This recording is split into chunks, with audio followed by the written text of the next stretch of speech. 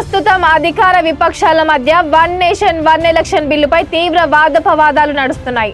జమిలితో సమర్థవంతమైన పాలన, ఖర్చులను తగ్గించే అవకాశం ఉందని అధికార కూటమి చెబుతోంది.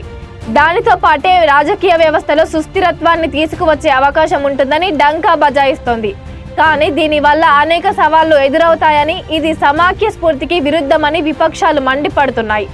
అతిపెద్ద ప్రతిపక్ష పార్టీ కాంగ్రెస్ ఈ ఆలోచనను తిరస్కరిస్తోంది.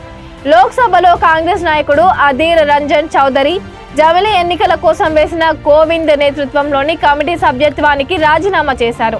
జమిలితో వచ్చే సాధక బాధకాలను కాకుండా జమిలి ఎన్నికలను అమలు చేయడానికి మార్గాలను సూచించేదిగా మారడంతో ఆయన ఆ కమిటీ నుంచి తప్పుకున్నారు. టీఎంసీ, డిఎంకే, ఆప్ వంటి అనేక ఇతర ప్రతిపక్ష పార్టీలు కూడా ఈ ఆలోచనను తీవ్రంగా వ్యతిరేకిస్తున్నాయి. జమిలి ఎన్నికల్లో ప్రాంతీయ సమస్యలకు చోటు ఉండబోదన్నది ప్రతిపక్షాల ప్రధాన ఆరోపణ.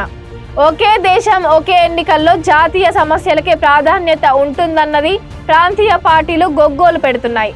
దీంతో చిన్న పార్టీలు, రాష్ట్రాలు తమ ఆలోచనను దేశం ముందుంచడం కష్టతరం అవుతుందని, భారత్ వంటి అత్యధిక జనాభా కలిగిన దేశంలో ఒకేసారి ఎన్నికలు కష్టమని ప్రతిపక్షాలు హెచ్చరిస్తున్నాయి.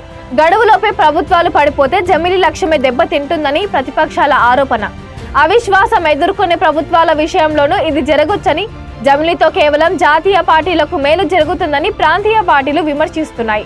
జాతీయ అంశాల ఆధారంగా అసెంబ్లీకి కూడా ప్రజలు ఓటేస్తే ప్రాంతీయ పార్టీలు ఎన్నికల్లో తీవ్రంగా నష్టపోయే ప్రమాదం ఉంటుందన్నది ప్రాంతీయ పార్టీల అభియోగం.